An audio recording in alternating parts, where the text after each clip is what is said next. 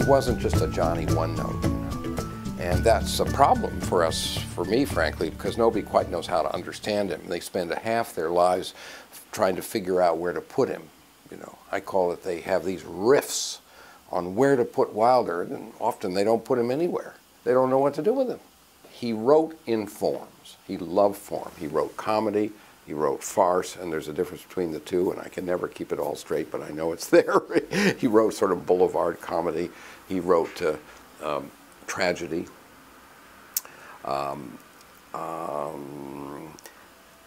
He moved in different forms, and his one-act plays, for example, he used to call them five-finger exercises at these various forms.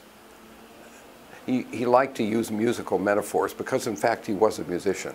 So he has these different forms. So a director can get a full-course meal with Thornton Wilder. You can have an evening that starts with a comedy and ends with a tragedy. Now, his comedy always had some hard edges, but it's comedy.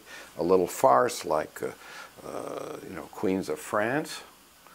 The Long Christmas Dinner was, at the time it was done, considered a tragedy. It's got a great deal of humor in it. But I remember one of the first great critics said it's awfully tragic. It can be a very sad play. It also can be wonderful humor. It's about life, actually. And Pullman Car Hiawatha, which has got everything in the kitchen sink in it in terms of theatrical techniques, as do many of the other plays. An amazing experience. So you look at the different forms, and it allows him to use different actors and different things, and you make an evening. You make a whole evening out of Wilder.